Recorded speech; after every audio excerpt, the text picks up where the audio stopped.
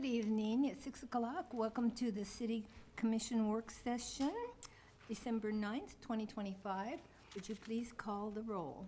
Mayor McCullough? Yes. Commissioner Adamchak? Here. Commissioner Opelt? Here. Commissioner Mata? Here. Commissioner Minton? Here. We have a quorum. Mr. Mead, would you join me in the Pledge of Allegiance? Pledge allegiance to the flag of the United States of America and to the republic for which it stands, one nation, under God, indivisible, with liberty and justice for all. Thank you. We have three work session items. Before we begin our first one, do we want to allow public comment? I'll move to allow public comment on agenda items. Second. Can we do all three, or do we have to do? Yeah, just on agenda items, no Okay. general public. Good. Jared, would you call? Commissioner Adamchak? Yes. Commissioner Opelt? Yes. Commissioner Mata? Yes. Commissioner Minton? Yes. Mayor McCullough? Yes. Motion passes. Okay. Make sure if you want to speak that you sign in after you speak with your name and address. First one is the Riley County Police Department update. Director Pete. Good morning, Madam Mayor, members of the City Commission, members of the public. Brian Pete with the Riley County Police Department. Today, I'm going to give you an update, pretty much a state of the state for Riley County, for the Riley County Police Department, especially since it's at the end of the year. My apologies to the city, to the staff, and to the members of the public. Did not get the slides out until today. They made some great efforts, and we have them here, but I also made copies for the general public, as well as, handed them to each of you all there. So in looking at our slides, going through, and please feel free to stop me at any time with any questions you may have. I want to talk about the state of the department, current criminal activity trends and threats, and talk about what my strategic focus is going to be for 2026. And looking at the state of the department, crime remains low in Manhattan and in the county. I am especially focused on succession planning. So we remain strongly invested into that, looking at leadership training at all various levels within the department to get folks ready for the next step. Our staffing levels remain strong. We're amongst the best in the state. If you look at jails, if you look at law enforcement agencies in Kansas and actually across the country, I spoke to a colleague of mine in Ohio, and they're still having issues with getting people to even apply for the job. They're looking at anywhere between 10 to 20% of their workload is either retiring out or folks just aren't applying. We have a steady stream of applicants that keep coming, somewhere to the area of sometimes 20 to 30 individuals. So for our staffing levels right now, we stand at 110 sworn officers out of 113. For our civilian for our civilian employees, we are allocated 111. We're at 104 for a total of 214 members employed with the Riley County Police Department for a 224 allotment. We are moving forward again with the animal control officer absorption. Everything is a go there. We're ready to make that happen come January 1st. Morale within the department is normal. No trends, complaints, or retention issues that have been identified through exit interviews. So we do exit interviews for each person that comes out of the department. There are no identifiable trends. Majority of folks, it's a transient population, if you will. Some folks are family members, spouses of military folks, or leaving for different opportunities. Our annual community sentiment survey, we're going to be sending that out every year. We send something out to the survey asking about how the Riley County Police Department is doing. We will still make sure we do that, but we don't have any plans for any internal climate assessment surveys. The last one done was when I arrived here, and everything, again, still, there are no identifiable trends, so I would imagine maybe another year or two, we'll send out another internal climate assessment survey. Our average daily population, or the ADP for the inmates in jail, it's trending higher, of course, so that just identifies a need, increased need for additional space. The county, of course, is aware of this. For current criminal activities, trends, and threats, there are no known identified threats to our area of responsibility, or our AOR. There are no known significant organized criminal elements in the AOR. When I say organized criminal elements, I mean motorcycle gangs, Bloods, Crips, anything to that nature that's obvious to us or that we've dealt with. We mainly see what I'm going to refer to as wannabe groups, individuals who are loosely organized and involved in criminal activity, but it's nothing to the extent in other jurisdictions or areas. Our narcotics concerns remain fentanyl. And especially methamphetamine, we're seeing a big comeback for that. Cocaine is reemerging in many places as well. Traffic-related incidences are of concern. Over the last few months, we've seen an increase in traffic crashes, which has prompted us to look at that a little bit more closely. Again, the Riley County Police Department is more focused on an educational campaign coupled with enforcement rather than looking for a quota-based system or looking to cite individuals. So if we observe somebody who's making an infraction, we use that opportunity to educate them as to when, where, and why we're pulling them over. We do issue citations when it is appropriate. We still have strong, very, very strong partnerships with our local, state, and federal allies. And then our community advisory board remains healthy and engaged in providing good, strong, solid, candid feedback to myself, to Deputy Director Friedline, and to our department when we look at implementing programs, policies, or basically what the sentiment is within the community. So our crime statistics, again, most folks have seen this slide. For the last 21 years, we've remained below the crime rate for the state of Kansas. These slides go through the crime index. Brian, what does that mean, the crime rate for the state of Kansas? Is that all crimes, or is that serious crimes, or? All the entire crime rate is aggregated throughout the state. So Everything from violent crimes to larceny to disorderly conduct. Our crime average, based on the amount of crimes that have been reported within the state, remains lower than what they are across. If you added up everything, the mean, median, mode for the state of Kansas, we're below what the Kansas average is over the last 21 years. So does that give, I mean, if you're sort of mixing it all together, and I mean, the sort of very serious things with the not so very serious things, is there any way to think that crime is growing more serious or less serious, or do you see what I'm saying? If it's an aggregate. The next slide. Okay.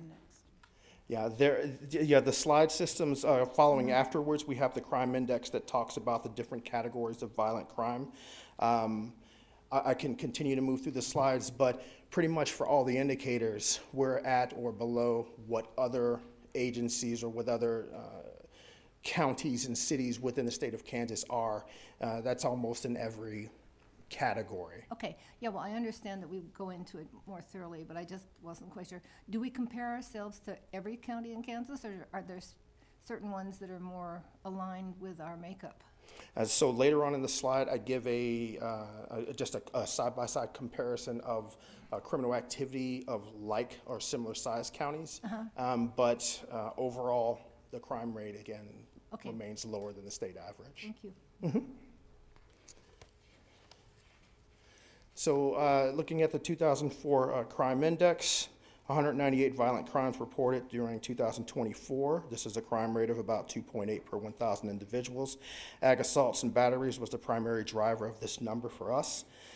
Then talking about a little over 1,000 property crimes reported during 2024. That's a crime rate of 14.2 per 1,000. Thefts make up 82% of the property crime.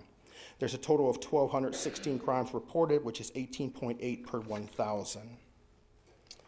Can I ask a question about that? Go ahead. So when somebody reports a theft, or when someone finds an item missing and they report it stolen, does that end up on that report as counted in that 800? In an abundance of caution, if someone reports an item as theft and we have no reason to believe other than that, we'll list it as a theft. If we do find reason to believe other than that, is it removed? Depending on the variable that's involved, there's a lot of kind of what-if situations. So, do you have an example of a situation, sir? So say somebody got drunk and left their bike in Aggieville, passed out, at somebody else's house, woke up and said, my bike's gone, somebody stole it, Yes. and calls you. Does that get reported as a theft? That'll be reported as a theft, and in a situation like that, if the person, when they sober up and they come back, oh, actually left my bike over here, 9 times out of 10, they probably wouldn't call us back and say, hey, yeah, I found my bike, or report it back. So then we would probably still list it as an open or stolen case. Okay. Just a quick clarification, is it 16.9, the total crime rate per thousand, or is it 18.8? There were two For the numbers. previous slide, ma'am? The just chart had it as 16.9. I might be missing a very key factor. Brian, or Director Pete, the table has 16.9 as the last entry, and your last bullet point refers to 18.8. Oh, it should be 18.8. I apologize about that.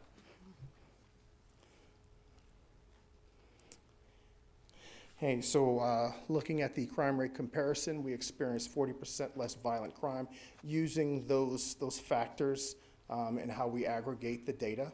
The property crime rate in Riley County is about 30% below the statewide rate compared to the Kansas average. Our total crime rate is about 32% lower.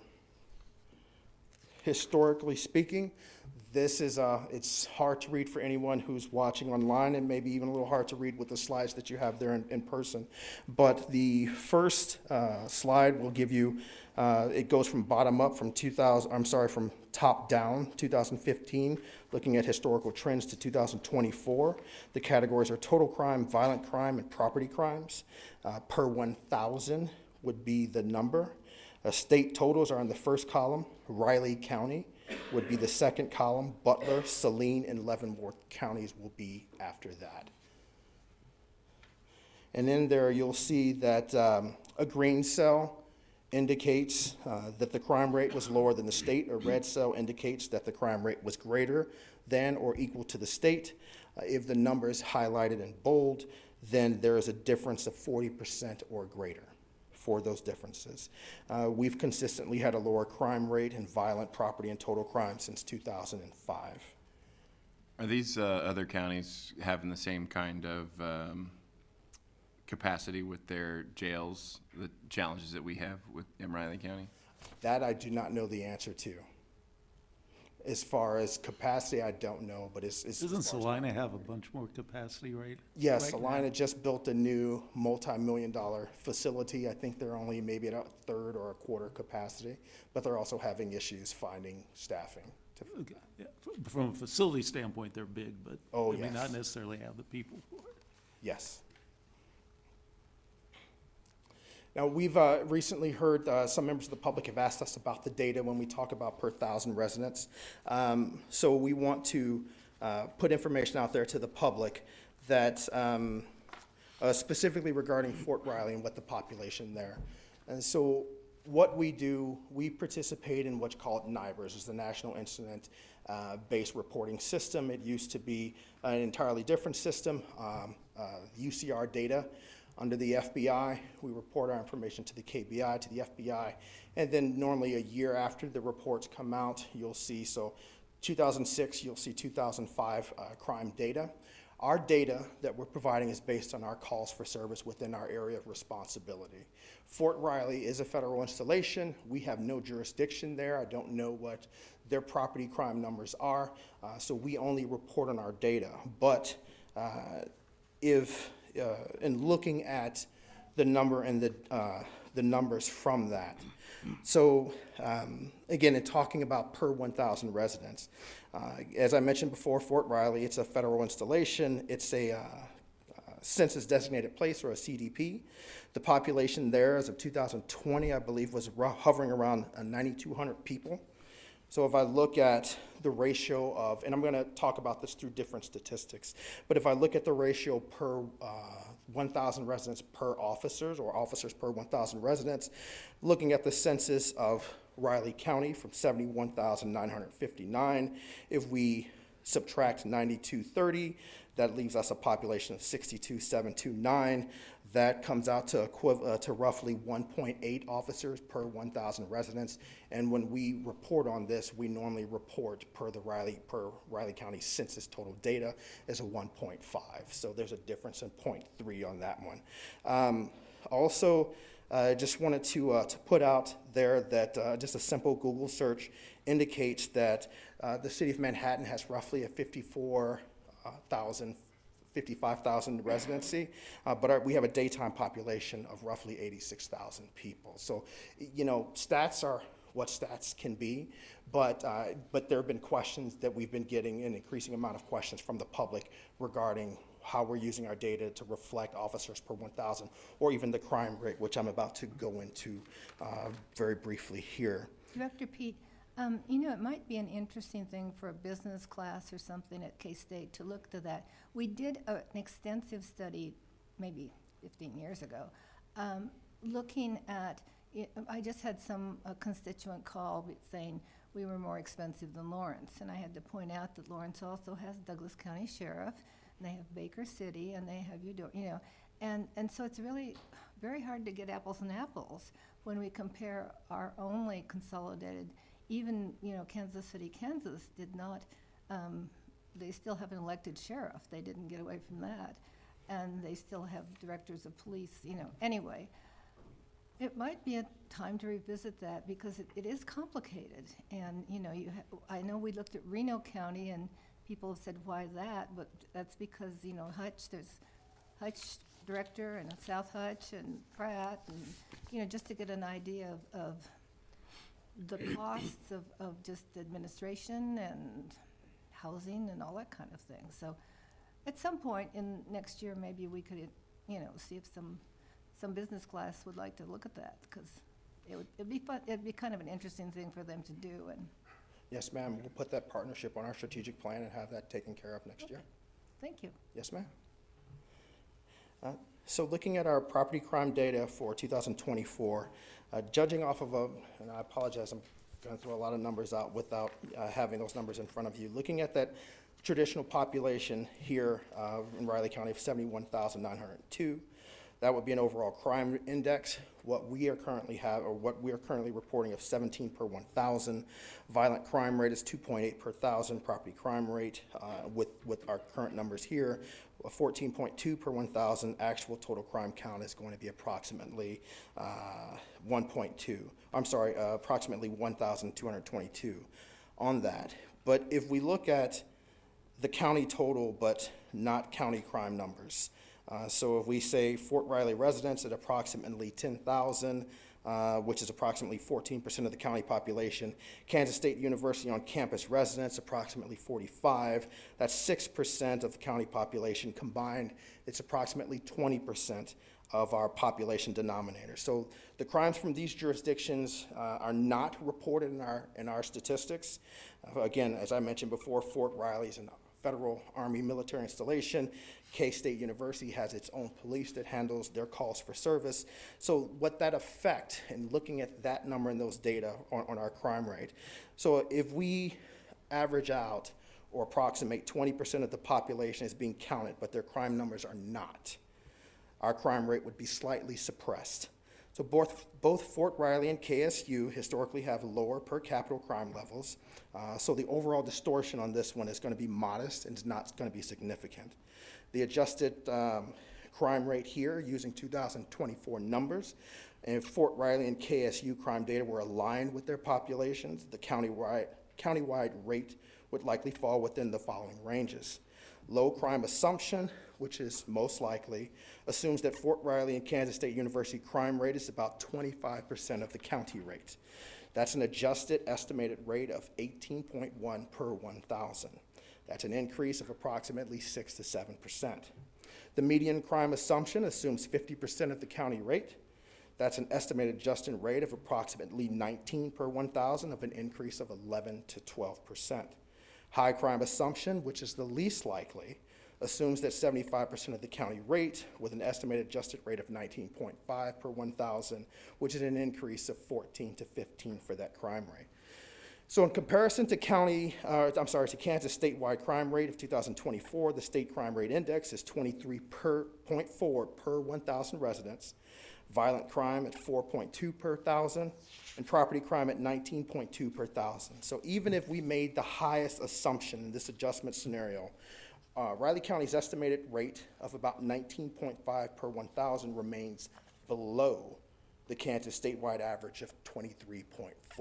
So in other words, if we took those populations and made those adjustments and took it at the highest assumption rate, the highest crime index, we would still be below the state average of crime index.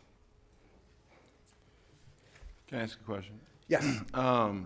Is there a statewide or national standard for, or a target for how many officers per 1,000 people? That's a misleading nomenclature. So there's an average that says what Just what staffing level? depends. The average depends on the stat you look at. It can be anywhere between 2.4 for the various state, maybe 3.2, and some as high as 3.6 per 1,000. What do you use for that to determine whether you have an adequate staff? For that rate, I don't really fall on that number. I look at for calls for service and then look at basically the data, if we can cover the amount of calls for service, and then plus for any individuals who may be sick, on leave, training, things to that effect. So there are a lot of different variables that go into that. There's many different ways to categorize that. How many calls for service do we get, would you say, that are from campus, that maybe in the dorms or somebody that is actually under the K-State police jurisdiction, but they call you first? They normally would not call us first unless unless they specifically requested backup. So normally, or assistance. So normally we don't get priority calls to handle anything on. But like, just say a student says, I need to talk to a police officer, I'm gonna call the Riley County, say that maybe they don't know. Dial 911. Yeah, and then it gets routed through the Okay. PSAT based on that location. I'm just, I'm wondering if, or do we take that police force into account with the greater community?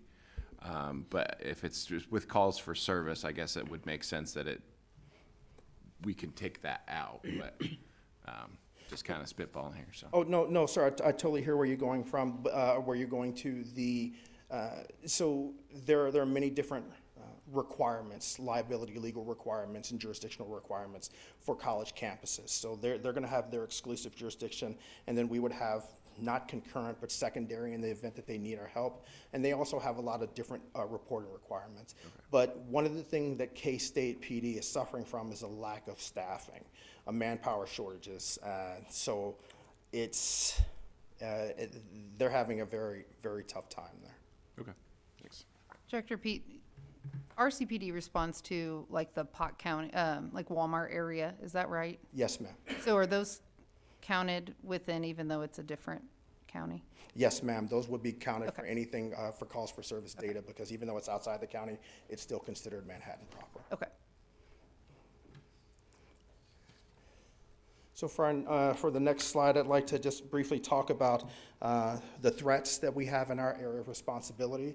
Traffic crashes and concern, we're hearing more and more from members of the community regarding driving, what they see driving at lights, stop signs, school zones, everything to that effect. And we've seen for a while, actually even now, trending in higher incidences of traffic crashes. So from October, we went from 621 traffic stops.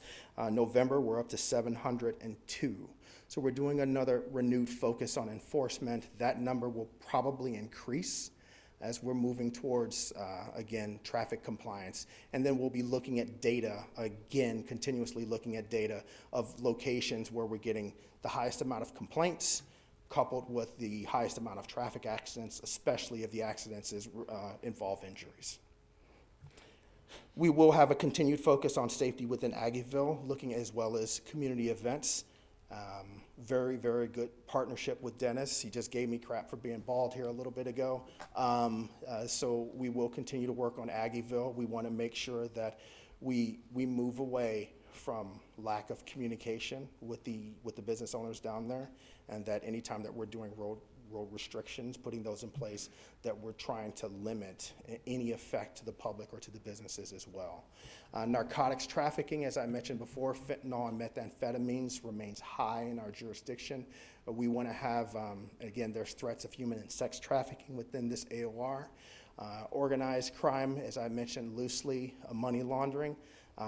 Those come from crimes that are going to, when I say organized crime, I mean at a higher level where if you look at a wheel and spoke model, organized criminal, nationwide organized criminal efforts, the symptoms are going to be here, whether it's sending drugs through the mail or human and sex trafficking. You're going to have national organized crime elements that are going to be filtering down and to the user level, which would be Manhattan and Riley County.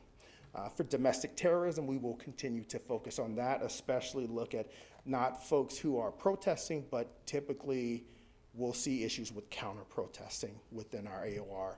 Knock on wood, we are in a very, very good community, people who respect one another, so we don't see many of these issues, but we stay on guard, and we do, again, as I mentioned before, have strong partnerships with our federal agencies to include the Fusion Center. And then also, we also remain cognizant of the numerous critical infrastructures, which are of a national level, that are here in Manhattan and in Riley County. So for 2026 projects and strategic focuses, the flat budget is my absolute priority. Keeping that budget as what it is right now was very, very as close to possible. I've already given direction to my staff that if there's anything new that we need to get, find a program and cut that program to make that happen. Otherwise, we'll be pursuing, again, federal grants, potentially local grants, for anything that we might need regarding along the lines of equipment. We're also looking, again, want to make sure that we're maintaining safety for public events, parades, things to that effect, and talking with the downtown Manhattan, other organizers. It always comes up, do we have enough people to keep the roads safe from vehicles used as weapons or shooters or anything else to that effect? So we're looking at preventative measures. How do we harden various routes? And then, of course, preventative and proactive measures to make sure that something like that doesn't happen. We're also keeping a strong focus on technology and looking at development and partnering with various companies to see how we can maximize our current technology and reduce the amount of people who have to sift through this amount of data. I have, again, a very strong focus on human and sex trafficking. Over the last few years, I've focused on getting individuals trained, looking at partnerships, and then on how we can have our internal training, dark web, everything else, or our internal operations. So next year, you will, I just sent an email to KBI earlier this afternoon, and I'm looking at what we try to implement here as far as preventative, proactive measures. If this is something, because it's going to require a significant amount of staffing, if we can regionalize this as we learn and continue moving forward. We, of course, have a need for increased office space and jail needs, but we are in conversations with the county regarding that. We want to remain a strong partner in the Homelessness Service Providers Task Force.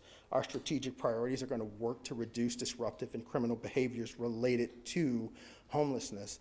Now, for example, the recent homicide that we had, the first of the year, knock on wood, hopefully the only.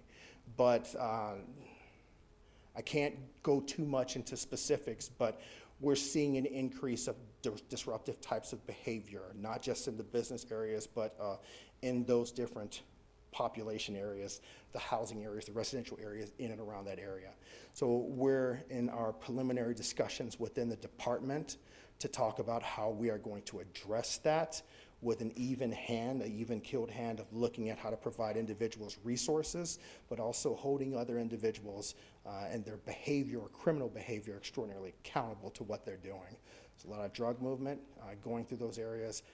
Another, again, prime example, the individual who who we believe or who was arrested for the homicide was found in Topeka. We did make that release in an area, and hats off to Topeka who helped us, but it was at a homelessness encampment in which they had over 20 officers helping us to try to identify or try to find this person in that encampment. So we are going to continue moving forward, doing our best to provide resources to individuals who need them, but there's a criminal element. Unfortunately, whether it's drug use, whether it's mental health, that's not a criminal element, but that comes to a crisis. So we want to separate the wheat from the chaff, but we do want to hold individuals accountable for criminal behavior.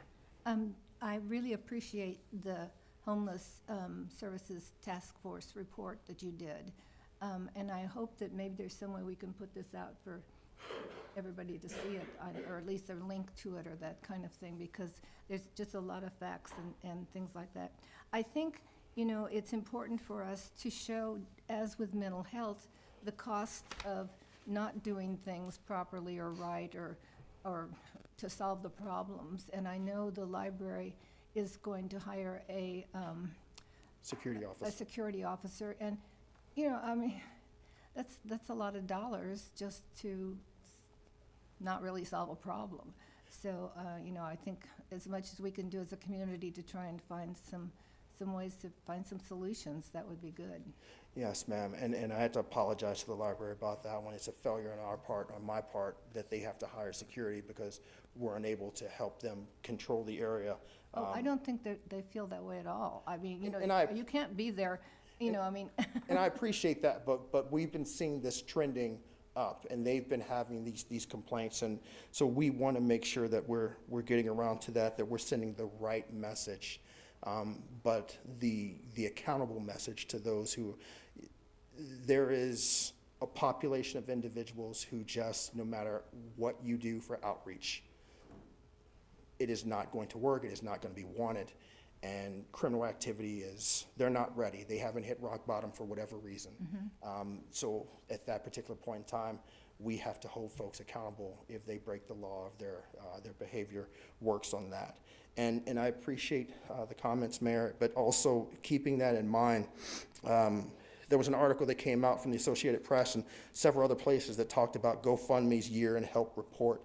And that noticed that the expense of their crowd-raising efforts, rent, utilities, groceries, it jumped 20% after it quadrupled the year before.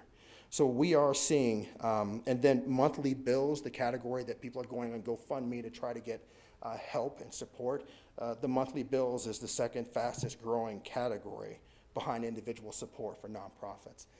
To me, that's another indicator of what we're seeing within the community and how it's important that we try to keep people from finding themselves in a situation that we're having to constantly help people with resources again, and that what hits me with the priority budget, to making sure that we stay flat on that one, because just for various different reasons. We're looking at SWAT training that we're hopefully trying to get outside funding, joint training with the SWAT teams for KBI, KHP, and Department of Homeland Security, working with our group, hoping to bring that in, because again, the many national-wide critical infrastructures that we have here. We have a new employee annual performance assessment that we're working on to streamline it, and that's going to be, again, focused on exit interviews and constant candid conversations that we have, that supervisors have with their staff, and then getting 360 feedback, as well as what the staff are saying about their supervisors, and how do we fold that into accountability and assessment and leadership planning. Our strategic plan, we are going to need or request your priorities, and then we're going to reach out to all the municipalities as well as all the elected officials and add those strategic goals to our strategic plan when we come up with that one, January, February timeframe. We will look at our continue to focus on advanced training. As I mentioned, we're looking at and involved technological threats that we're seeing in many different fashions, to include what is AI going to look like, to include grooming and targeting, money laundering, fleecing folks, you name it. We have to be ready to deal with that one. And then there's going to be a focus from the chiefs of police and the sheriffs regarding THC sales, K2 sales especially, because we're seeing a lot of mental health crisis-related hallucinations, a lot of different types of things like that from secondary effects of folks who are using K2. Other than that, I appreciate your patience. I stand ready for any questions. Questions? Yeah, I'm gonna jump back up to your top priority for 2026, a flat budget. Just wanting to clarify, I know last time when you came to speak to us in September, you'd said a flat budget minus operational cost increases and merit systems. I guess my question is just clarification, is that where you're going? Are you saying hoping to keep it at the same dollar amount, same like where are you at with Now, that? so based on what I was looking at for operational increases, that could mean, well, if prices are inflation, those different types of things, how do we keep that reduction? And then looking at merit increases, because we're not, things like overtime, but other aspects of individuals who are getting performance evaluations, and that puts them into the next step. Are we able to handle that? Looking at our numbers now, I think I can swing that. So my hope is the same budget that we have this year is going to be the same budget we're going to request. I'm going to do my best to even try to get it lower. I mean, have to see how that would be flushes out. beneficial and a priority, and I hope the law board would encourage that as well. Oh, no, they have. I know we've talked about the jail and its capacity. What other programs for criminal rehabilitation have we looked into outside of incarceration? So one of the new things, thanks to the city and the Special Alcohol Tax Fund, that we have a reintegration coordinator. That reintegration coordinator is helping folks from everything to getting financial literacy courses, to driver's licenses, birth certificates, social security numbers, everything to the effect. As a matter of fact, they're working on a program right now with one of the local businesses here to try to get people their food serving licenses. So when they come out, we'll be able to look to see if there are immediate jobs that they can step into. So, and then when we combine that with the initiative that we're working on with the Homelessness Task Force, there's a system called GELATA. The acronym is Just Love on Them Always, but it's an communication system between all stakeholders and platforms. So when we identify people who have needs, they're in crisis, how can we avert them from going to jail, and how can we meet those needs by working with partners? It's a good segue into my next question, because I know one of the immediate bullet points in that report was to analyze the feasibility of ordinances criminalizing loitering and camping. So how does criminalizing loitering relieve homelessness? Well, I don't think it's the criminalizing loitering. I think it lies in the definition of what you're talking about. So nobody wants to, how do you define loitering? And that would be something that we would have to work with the community, with the city, with the task force and everything to that effect. But I can put it to you in other accounts. If somebody's standing outside of your home selling drugs, you know, Well, that's breaking the law because they're selling drugs. Yes, but there's also, but if I don't necessarily see them, there's many different external factors that buy into it. So we want to make sure when we define something like loitering, that it's correct. It's not a green light for the police to use a broken windows theory or to just subsequently go to anyone. There have to be certain elements that are involved with that. So even if it's not drugs, but even it's many other different factors that involve with this. How would you define loitering? Well, if someone's staying in an area that's public property to anything else to that effect, and it's an unwanted situation, that law enforcement can engage. But that's going to be there are very many different things that go into that. But as I mentioned to you before, this is not going to be a decision that's going to be a Brian Pete decision. this has to be a discussion that goes about through all of us. Whether the current ordinances that we have are enough, or if there's behaviors that we're seeing, or that we're not seeing, but that homeowners and businesses are seeing, that we can try to address, because the biggest complaint is coming from them and it's coming from members of the community. Give you an example. If you have somebody moving up and down the alleyways, like when they were trying to process the crime scene for the homicide the other night, we had officers in plain clothes who were moving up and down the alley, and they kept getting approached by homeowners telling them to get the blank out of the alleyway because they're tired of dealing with this. So they're seeing a different level of frustration than we are, and it's extraordinarily important for us to reach out to them, find out what they're seeing, and then seeing if you can't say homelessness and campness without somebody bringing up the topic of loitering. So we have to figure out what those differences are. Okay. I read about moving the substation that wasn't on the projects. Can you tell me a little bit more about that? We're looking at working with it's the county's decision, but we're trying to solidify space to move the substation away from where it is on Morrow to the new hotel on the first floor that's coming through. And I don't know if that was something necessarily made public until now. So, and maybe city staff can help. Why is that the county's decision and not the law board? Because the county is responsible for facilities. Okay. So, okay, interesting. It doesn't make any sense that we would move from this current location to a new, larger location that's going to cost more money when we have the space in a city-owned property. Maybe that's a conversation that this governing body needs to have with the county board of commissioners. Seems like a big waste of money to me. Yeah, I can say, well, from the square footage, we're looking at the same amount of square footage that we're currently paying. The cost of square footage. Sure. Yep. The county is responsible for building jails and police Right. headquarters and stations. And Right. Yeah. But- We but all you pay raise county You taxes. raise a good point. We should bring that up with the county. Yeah. Okay, those were my questions. Thank you. John, questions? Susan?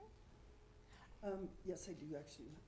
Director Pete, with regards to this report, are there going to be revisions made to it based on the feedback from the organizations that have reviewed it, or is this the final draft for this period? That would just be an initial baseline, if you will. It's very general that provides data, but yes, we do want to update that and then move towards specific goals.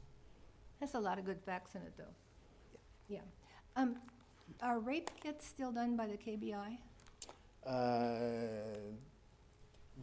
I'm sorry, you mean like handled or processed, Mayor? Processed. I believe so. I have to double check on that. I get so many jurisdictions messed up in my head.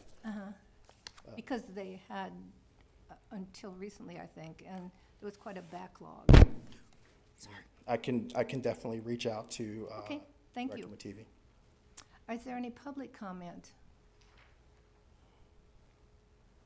You want to make, sure. Thanks, Brian.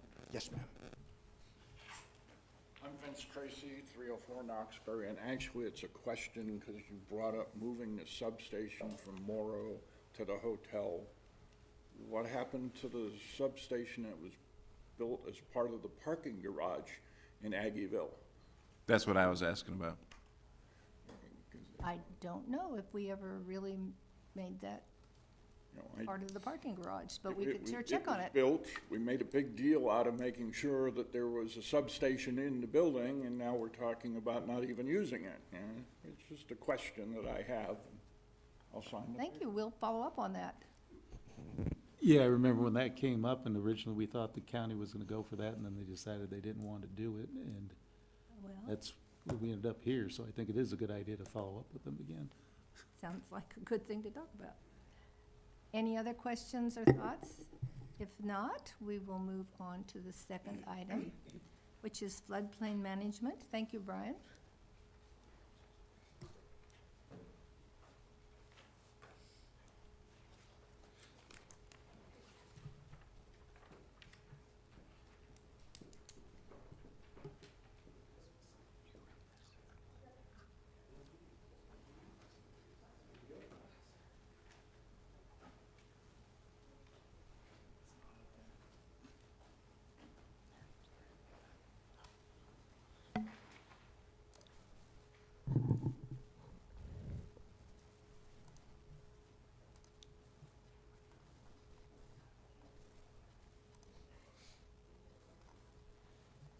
Good evening, Mayor and Commissioners. Bill Heatherman, Floodplain Administrator for the city, and we'll get the slideshow up here in just a second. That's But fine. this is our annual floodplain updates, including mitigation plan. And we use this as an opportunity both to share some of our activities and accomplishments for the year, as also an opportunity to ask for additional public feedback as we do our planning. Going to switch sides. Okay. There is a more complete report in the agenda item, but these slides will give a highlight. So we'll just touch base on floodplain basics. We'll talk a little about Manhattan's program in particular, and talk about the regional mitigation plan, which really sets the tone for all of our mitigation actions and grant applications, et cetera. And then we'll have time for questions and feedback. So floodplain is fundamentally a partnership between local communities, the federal government, and the states, with really the local communities and FEMA doing an awful lot of the day-to-day activities, and the state of Kansas provides essential communications and support and common resources. So FEMA provides the National Flood Insurance Program. That's their part of the deal, is to make flood insurance available in participating communities to all property owners. FEMA also funds and executes most of the floodplain mapping, which is a key resource. Without that, we couldn't do floodplain work. Mapping actually in the state of Kansas has been very proactive in updating maps across the state, and so the state of Kansas plays a very critical role in working through map updates, including the update we did in Manhattan in 2015. And then FEMA funds hazard mitigation grants, which we have made strong use of in our program. Local communities, we have regulations, and that's part of the deal, is we regulate so that we grow our way out of these floodplain problems while FEMA helps us deal with the past. Education, enforcement, leadership planning, and mitigation applications. So any mitigation project would come from local initiative. FEMA takes applications, but they don't tell us what projects to do or apply for. And education at all levels, continuous outreach is essential to helping dispel many of the misunderstandings that people have about flood insurance and flood programs. The city's program in particular, we are a member of the National Flood Insurance Program, and that's important because the flood insurance program is at its core a voluntary choice the communities make. Now, over time, there's been enough sticks added to the bundle that if you don't participate, you lack access to federal disaster assistance in many cases. And so there's very strong reasons why most communities of any size would want to be in the flood insurance program, but you don't have to be. And there are communities in Kansas that are not. But if you are a homeowner and want to get flood insurance or need to get flood insurance and your community is not in the program, that's a significant problem. Community rating system is a program that FEMA offers that basically says, here's a whole menu of extra effort you could go to that we believe would help your community and reduce flood risks. And if you take those extra efforts, there's a point system, and that translates into discounts in flood insurance properties offered throughout the community. And we'll talk more about where Manhattan sits with that. The Regional Mitigation Plan, that is a State Division of Emergency Management, FEMA-led effort. It's broken up into regions. Manhattan Fire Department is a critical interface with Riley County Emergency Management, and we are basically part of a 7-county region that we have a mitigation plan in common. That planning process is renewed every 5 years. It's critical for both thinking through the problem, and it's also essential for any grants. If you don't have a mitigation plan active and updated, you can't apply for grants. We've done local watershed planning, which helps supports the regional mitigation, and all of these plans are on the city's website under Know Your Flood Risk. With the website reorganization, the actual tagline has changed, but also if you just come to the city's website and look for stormwater, you'll see links that would take you to this. I just put this up here. This is our scorecard. We have earned 2,208 points, which is what makes us a Category 6. You start at 10 as no points, and In theory, you could get to 1, but I don't know if anyone in the country is beyond a 4. It's pretty aggressive to even get to a 6. We are one of just a couple of communities in Kansas.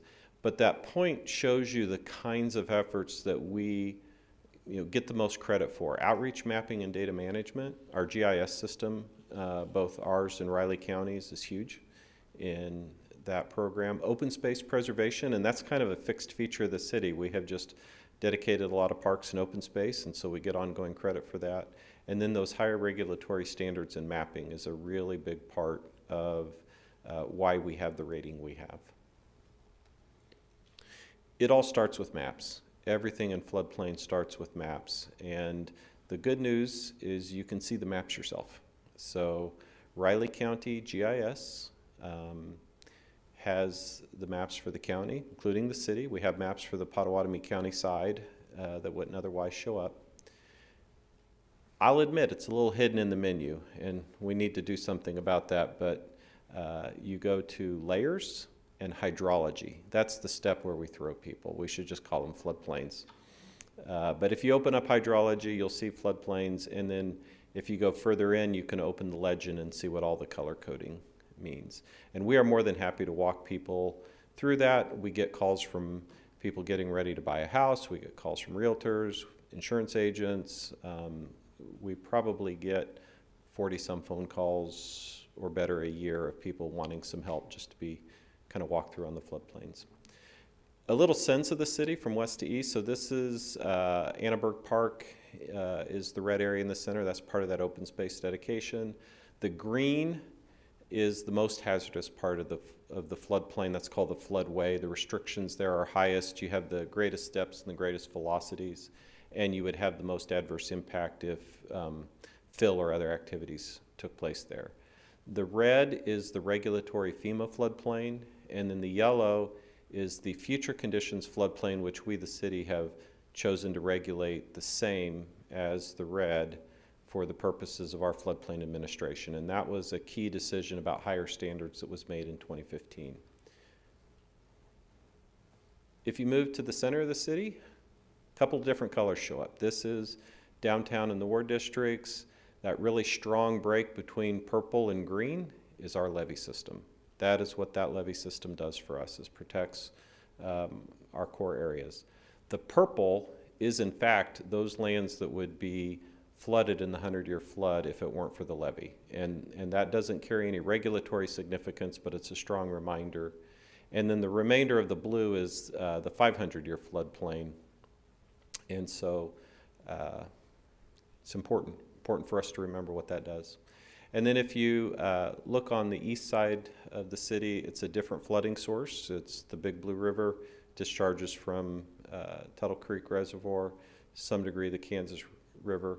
And so we have kind of, again, a mixture of flooding conditions and the floodway. It's an odd shape because of the way the county line clips at Potawatomi County, but basically that width carries all the way up to the dam as far as what would be considered floodway, the green you see there on the right. And of course, you have maps, but you have real experience, and we have real experience with flooding. That's very consistent. These are just some pictures from '93, from 2011, 2018, both the Big Blue and Wildcat Creek. So what do we do? Mitigation are those things that we do proactively to try to get ahead of this risk or try to manage those risks that have become apparent before we're in the middle of a disaster. In our Region 1 mitigation plan, which was adopted in 2010 and which actually is in final draft revision, we're just awaiting both the counties and FEMA to make final decision. You all get that. The fire department brings those forward to you every 5 years for adoption, so that'll be coming soon.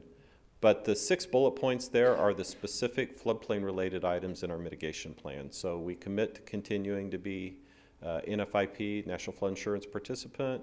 We have undertaken floodplain buyouts. We map flash flood prone areas, implement flood reduction measures. We have standards for restricting development in hazard or environmentally sensitive area.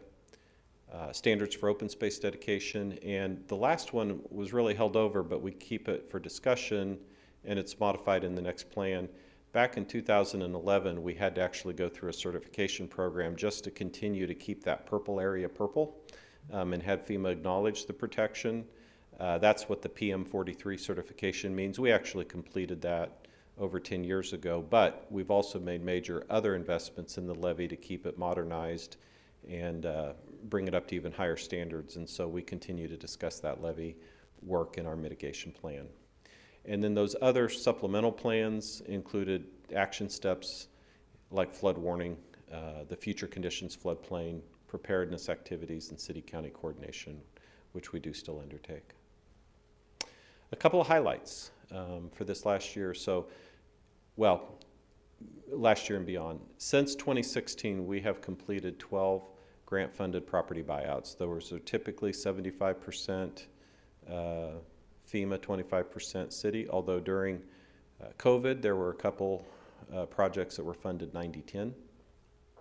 And so we actually still have one complex multifamily project buyout underway, and it's progressing.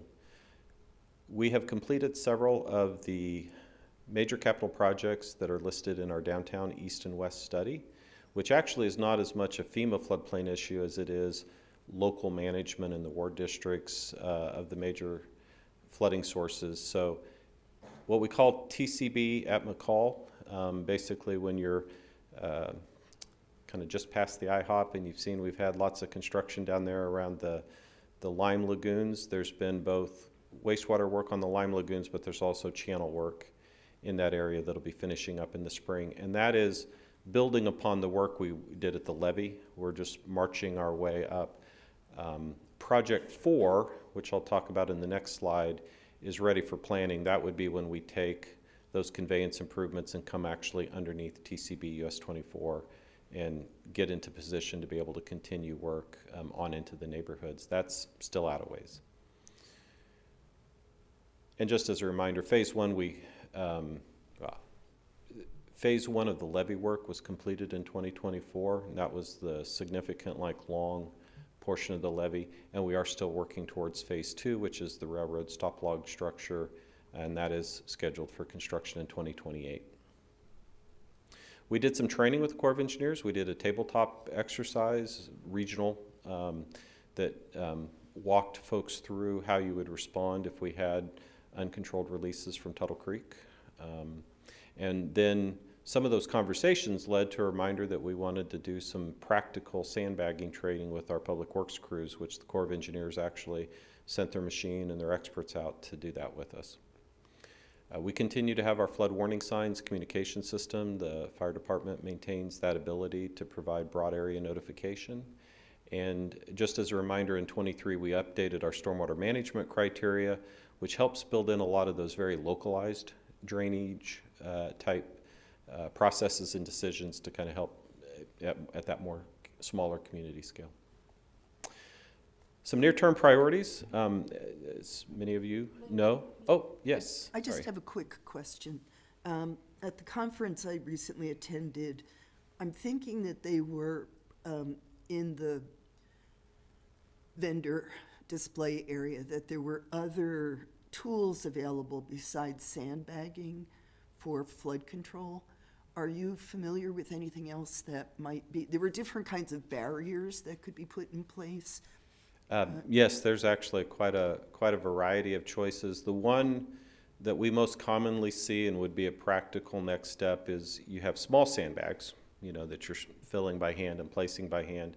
But there is basically a large sandbag version called Huska barriers, which you basically have a kind of a cage outline and you put the sand in, and you need heavy equipment to move it, but that allows you to have bigger increments. And we actually have some discussion of that in our operation and maintenance plan. If we were to have a flood event on the railroad gap before we get the stop log, we would most likely move to be in position to use those larger. They're faster to put in. Thank you. Near-term priorities, as you know, we're working on integrated permits and licensing within the city, and floodplain permits are part of that, and this will actually be very helpful to get more of this workflow and processes integrated, communicating back and forth with building permits and planning process. So that's actually a pretty hot and heavy activity for our program right now this month. Levy Phase 2 in 28. We have, through our relationships with Kansas State University, been in discussions with them about their campus master planning, and one very important interest they have is continuing to work on stormwater master planning on Campus Creek. So that's part of that partnership building. As I mentioned, downtown east and west watershed study is still a major driver for neighborhood scale improvements. Project 4 is the crossing of TCB at McCall. That's proposed to be in a study phase in the CIP.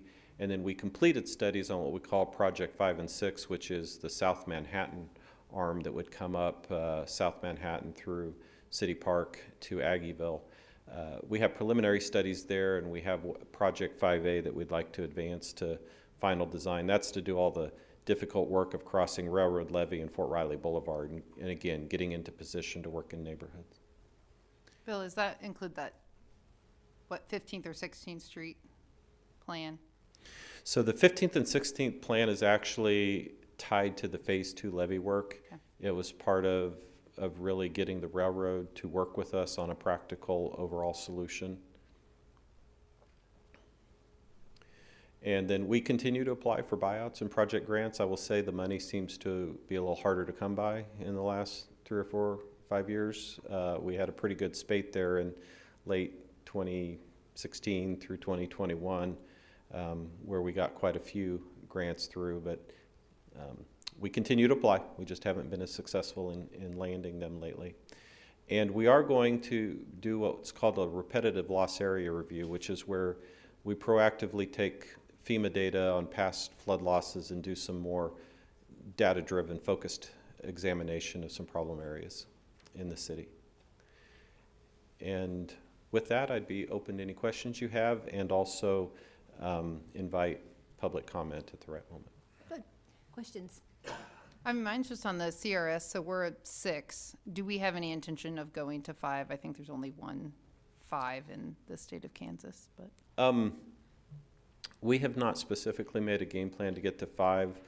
We're right in the middle of the point range, and it would be we would have to make some very deliberate programmatic decisions about what you do to jump up another 500. We would like to maybe think about exchanging a few things, some things that work, some that don't, and we want to stay comfortably in the 6 range so that we're not teetering. Certainly that would be feedback if the community felt like, look, we really want to increase the bar there. That is one way to kind of put it into terms, which would be to aim for CRS 5. Okay. Does that 5 do anything for insurance or anything like that? Or? Goes Yeah. up to 5%. I think it should be another 5% discount, usually per point, I think. Yeah, each CRS point translates into an additional 5% discount. So that 5 would give you a 25%. The one challenge on CRS is it does sound very good to get that discount, but uptake rates on flood insurance is actually quite low. So there aren't as many policies written as you would think our risk profile would suggest. And in fact, most of the activities that we would think about doing if we were going to up at a bar all revolve around even more aggressive education and outreach activities. That's probably the next big. I mean, we do quite a bit, but there's a whole tier of additional work that we could commit to. Are there questions? Is the Wildcat Creek group proceeding? I mean, I know they were talking about retention ponds. They were hoping maybe the fort would help them out with that. Is it sort of just dead in the water? I mean, I haven't seen much happen for the last.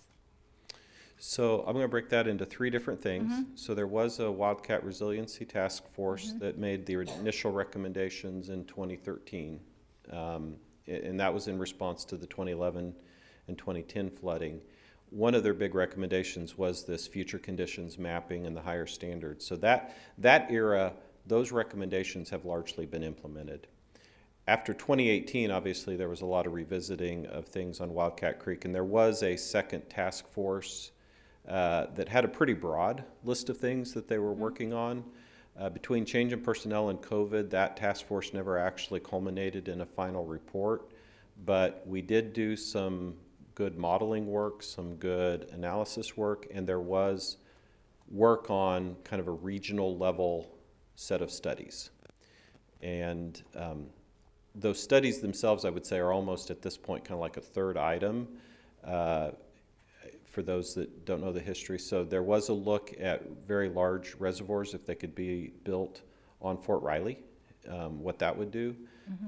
Some of those consultations, though, with Fort Riley, because of national security priorities, using part of the fort for those reservoirs wasn't getting a lot of support. So then we looked at an alternative that could supplement some of what those big reservoirs did with a lot of smaller watershed drainage in the agricultural areas upstream.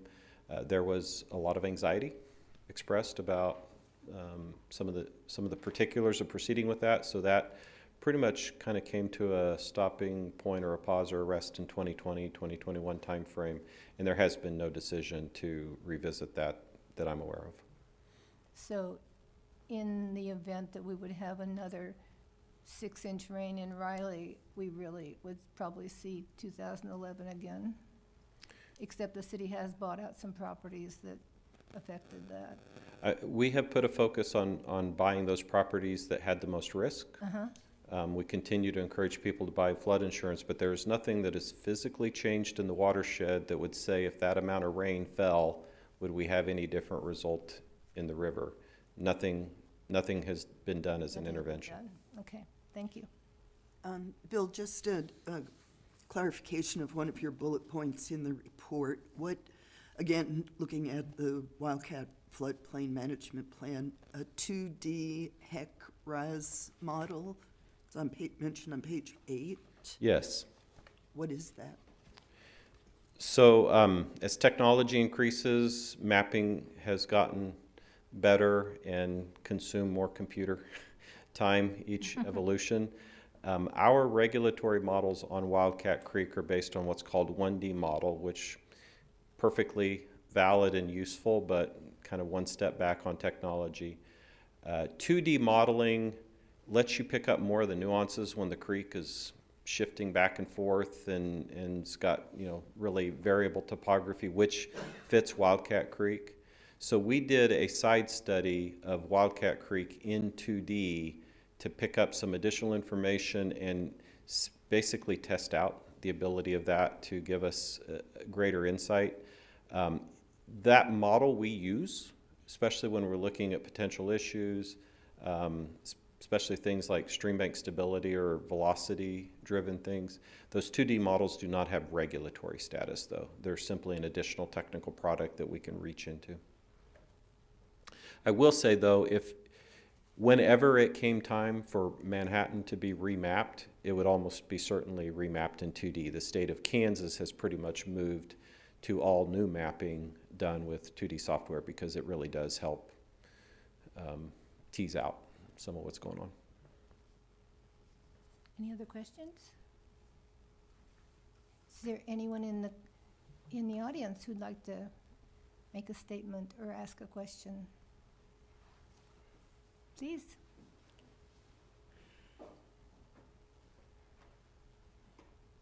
I tried to, Rosemary Louts, 2309 Willow Lane. I tried to understand the flood mapping. I haven't got that far yet to really say I understand it. My concern is right now haze and casement. If I understand what has been put in there, it's like a lock and dam. You can raise it or you can lower it, depending on how much water you want to flow. With that said, what precautions have been made for the people on Northview, on Spain, and even back there where I live, which is probably a block and a half, 2 blocks from the Big Blue. Okay? You sign in, please. I will. Could you answer that, or if not, tell her where to get more information? Well, for starters, I appreciate that comment, and I would be more than happy to follow up with you and others in the neighborhood to continue discussing how all of this floodplain works in that area. It's a very difficult area, and yeah. Yeah, and in fact, that's one of the reasons why we do this tonight, is to make sure people feel comfortable that they can reach out to us and bring issues forward. I will just answer a little bit about how the haze encasement system works technically and about the floodplain in that area, but I doubt it'll be a full answer for the neighborhood, so I do want to have that opportunity to do that separately. So the flooding status for the Spain Drive area and all those, that is outside the levee protected area, so they're on the other side of the levee, basically. The levee is neutral in terms of its impact to that area. It would take an entirely separate project to bring that into protected status, and the economics and the Corps of Engineers and all that. That would be a mighty undertaking to do that. The structure that was built under haze encasement is a gate well. So what the way that works is, if we are having high water events on the Kansas and the Big Blue River, we need to close those gates so that the water doesn't get through the levee and onto the other side. At all other times, we leave the gates open so that it can simply function as free-flowing as it would have if the levee had never been constructed. So any water coming through the new structures at Hays Encasement is basically the water that was running through Campus Creek and the tributary. What we had before was a 72-inch CMP pipe, which was drastically undersized compared to what that creek would normally produce. And so as we make the improvements, we needed to correct that, but it does not have an effect on how high the water from the Big Blue and the Kansas River would get to, because that's an entirely different order of watershed, an entirely different event that is happening when those conditions are reached. Now, I say all that, there is lots of questions and mistrust when it comes to stormwater, and I don't expect anyone to take this answer to microphone as a complete answer, so I'd be more than happy to arrange other follow-up. Sure, please. I thank you, sir, for that explanation, and I would like a follow-up. What I heard, or what I thought I heard you say, those gates that were put in were primarily to keep the blue from getting into the city. Okay. Please let me know at your nearest convenience the precautions that have been made for the people along the river at Northview and Willow Lane and K-Man and in that area. Okay, Thank you. thank you, Rosemary. Any other comments? Vince Tracy, 304 Knoxbury Drive. I was fortunate enough to be working with Pot County Sheriff's Office during the 93 flood when my neighborhood got a little bit more moisture than normal. One of the things that was discussed then and doesn't seem to have been looked at since is the old Blue River course. During the 93 flood, that's where the majority of the water that came from through the Northview, Knoxbury, Spain. Strawberry is the old river course. Water just ran straight across, down the street, into the Dick's Addition, and down where she lives. And nothing appears to be being looked at as protecting the area where the city allowed the development in the first place. It was a floodplain. They still let developers build into it. Obviously, after 93, that was stopped. But in the case of another incident like 93, sandbags didn't work. The water got up to the intersection of Knoxbury and Spain, and those guys I worked with in the Riley County Medical Service were out there with a Kodiak going through the neighborhood trying to make sure that, residents that were still stuck there or their animals were taken care of. So my concern, along with several of my neighbors who have managed to stay in the neighborhood for a while, is what are we going to do about it? And it's nice to have the levee being extended, but we're still stuck with the big blue running through the neighborhood. Thank you.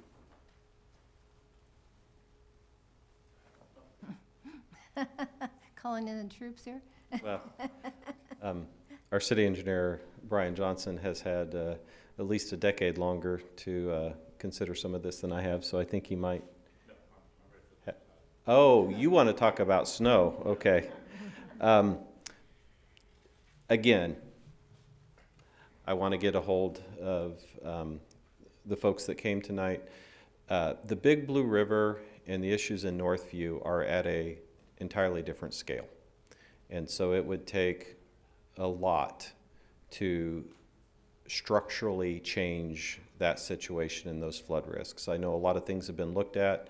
I don't think any of them have not been pursued because of not wanting to pursue something, but it is a serious dilemma. Much like Wildcat Creek is a serious dilemma. There just aren't a lot of low-hanging, easy answers.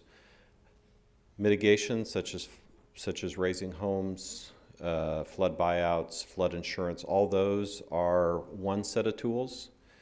There's other set of tools that can be looked at. There is no current kind of specific study being done in Northview. We have the legacy of the work that's been done in the past, but it would take some decisions to see if there's anything that we haven't looked at, and I'm more than happy and eager to meet with representatives of the neighborhood, including to get some of this history that they do remember. Thank you. Seeing no other questions, we will move on to snowplows. Well, good evening, Mayor, Commissioners. Brian Johnson, Director of Public Works, City Engineer. Just a couple items there on the stormwater piece. With the levee project, we did look, or the Corps looked at extending the levee up Casement all the way to Marlatte, and it had a negative cost-benefit ratio, so they weren't willing to pay for it. But that is in the study, and I'll show Bill where it's at tomorrow so that he can go through it and talk to the neighborhood. The second item, the cut across there for the Big Blue, that was looked at probably, in fact, that was my first project in 2008. We proposed a cutoff ditch on the west side of Northeast Park to help cut off the water he was speaking about. We went to the neighborhood. They didn't like the idea of having that cutoff ditch in the park, and so we left it lay. Both of those are projects that are in our CIP, and we can certainly resurrect them. Oh, is it? Okay. Now to snow, which is what everybody loves to talk about. No. Tonight, we're going to give you just kind of a big 10,000-foot overview of our city winter operations for this season. We've never come to the commission before to kind of explain what happens in the black box and the magic that happens. So this is a first, and we're going to stumble through it. I do want to say that it is a city plan. I would guess at any one time 50 to 100 people are involved with snow removal. That's a third of our workforce, whether it's people with shovels and plows or whether it's people helping the shovel and plow people get their job done, making sure they have the equipment they need and the resources they need, and helping to take phone calls and those sorts of things. So it is a city operation, and I'm here tonight with Aaron Stewart, who is Park and Rec Director, along with Dan Tyson, who's our street superintendent, and Casey Smithson, who's park superintendent. Those are the guys that do the real work, and we certainly appreciate everything that they do and their expertise in this field.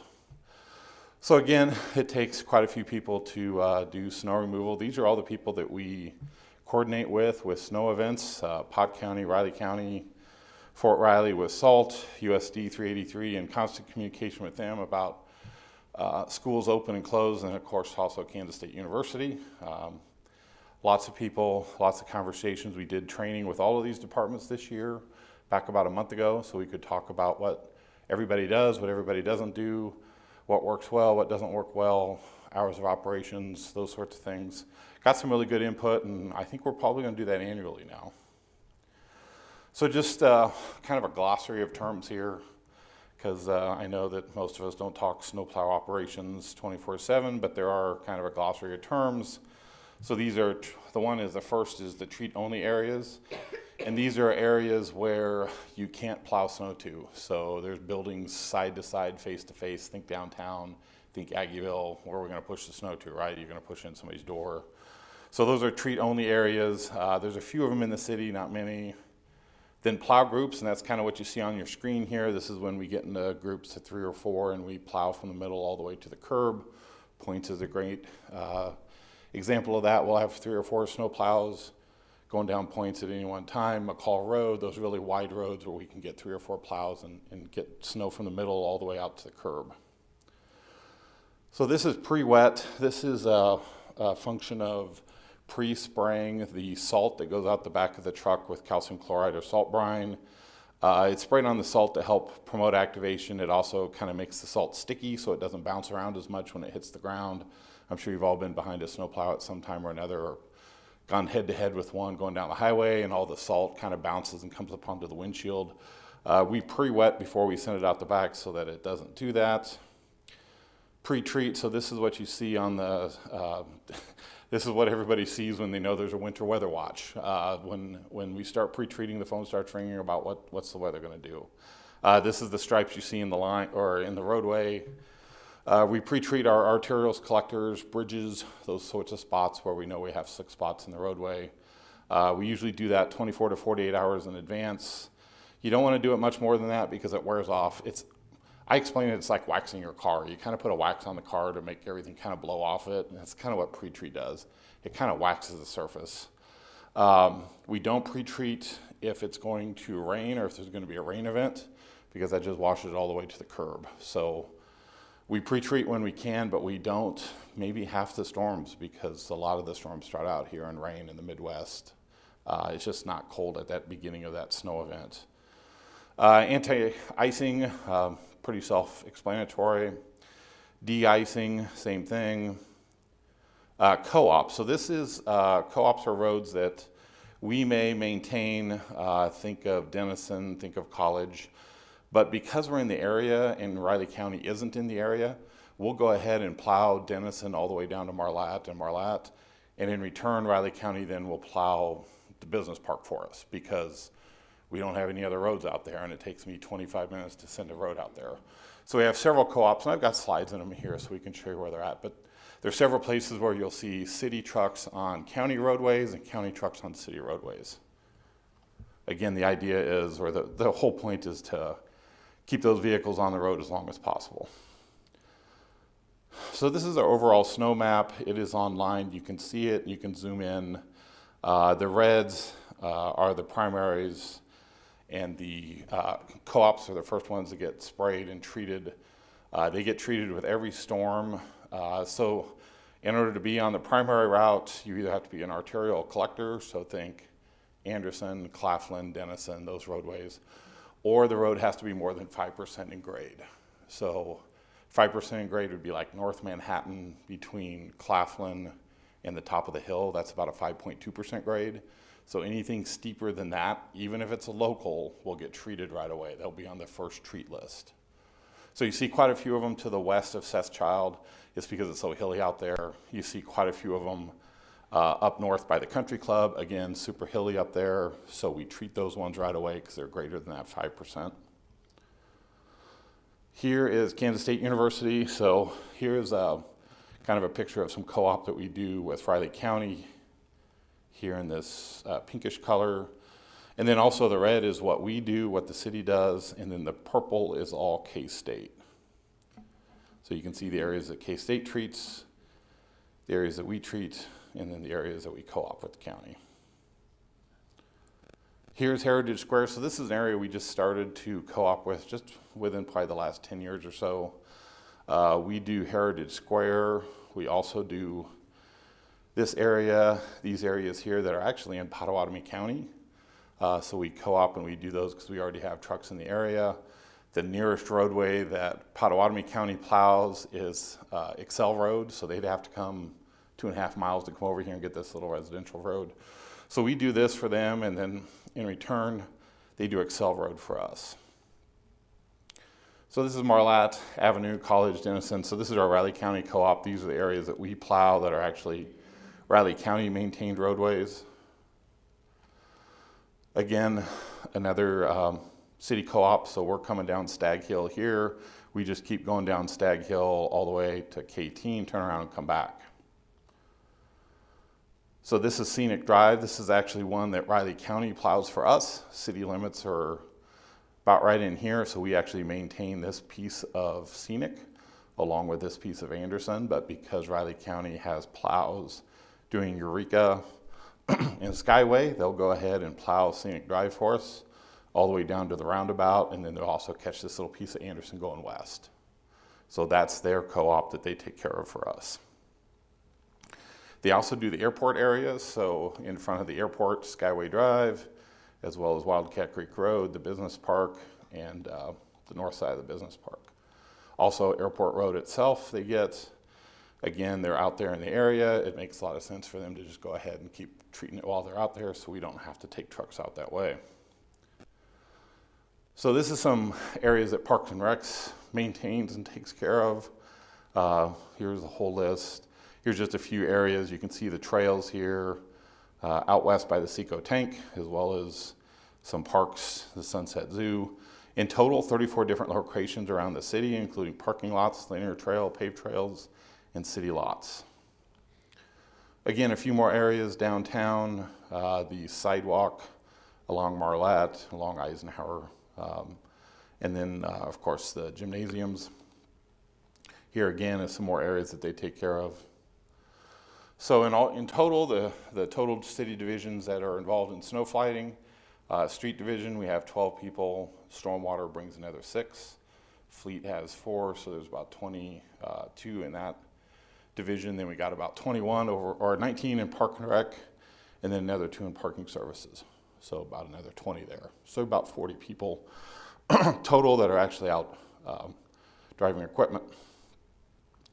So what's kind of the different stuff that we use to fight a snow fight? Of course, our tandem axle trucks, we have 7 of them. Single axle trucks, 4. 1 ton, we've got 3 of them. We don't typically use those on the roadways unless we really have to. So, you know, we're basically fighting 500 miles of lane miles with 11 vehicles. Not a lot for the number of lane miles that we have. Park and Recs, they have 4 trucks, 6 mowers, and then 2 tractors. They got some UTVs also. Parking Services, who takes care of the garages, they have a dingo and a trailer, and then they do the parking lots and garages. So what other products do we use in snow fighting? Salt, calcium chloride, salt brine, and then a blend.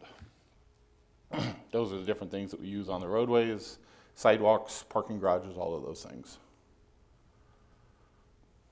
So what is the blend that we use? Typically we use that salt brine calcium chloride blend, and that's our pre-wet, so that's what we hit the salt with before it goes out the back of the truck. 75-25% blend gets us down to about a minus 25 degree freezing point, so it gets us pretty cold. It'll still stay liquid at that 25 degree range. Excuse me. And then we do use some salt brine 100% for pre-treating, so that's a liquid that we have some that we pre-treat and make with. We typically don't use 100% calcium chloride unless we absolutely have to. Calcium chloride is very caustic, leads to a lot of rust, a lot of degradation, so we typically don't use that unless the weather conditions specifically call for it. So what do we do before the winter event begins? Obviously, like everybody else, we watch the weather 3-4 days out, start coming up with a game plan, ensure all the equipment is operational, ready to use. That's a big one. Our fleet department works really hard. The 4 people there. Keeping equipment running is just difficult. Snow plowing is incredibly difficult on vehicles and equipment, so they're busy quite often in the winter with breakdowns, keeping things running.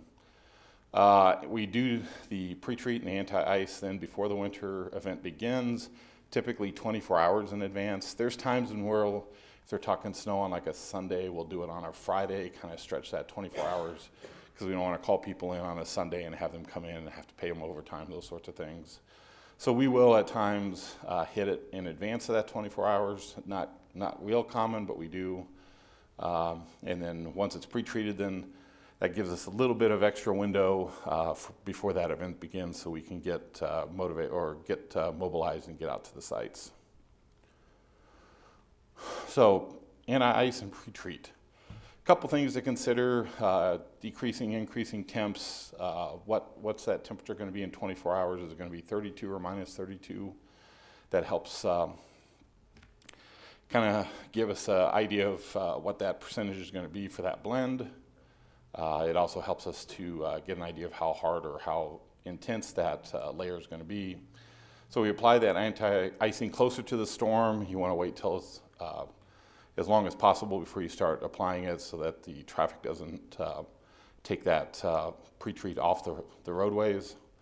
Again, rainfall prior to the storm event does dilute it, and it actually will wash it away. So if they're talking a rain event, we don't pre-treat. Again, here you can kind of see your parameters: 15 degrees or above, 24 hours, and then no precipitation. This is kind of, if we fall in this is kind of where that pre-treat really does its best job. So step one, winter event begins, we start de-icing, spreading salt as soon as the precipitation begins. So as soon as those few first flakes start flying, we'll be out treating roads and spreading salt. Then after the first event, then we won't do residentials unless they're calling for a 4-inch or more accumulation. So we changed that policy probably 10 to 15 years ago. We only do residentials if it's 4 inches or more.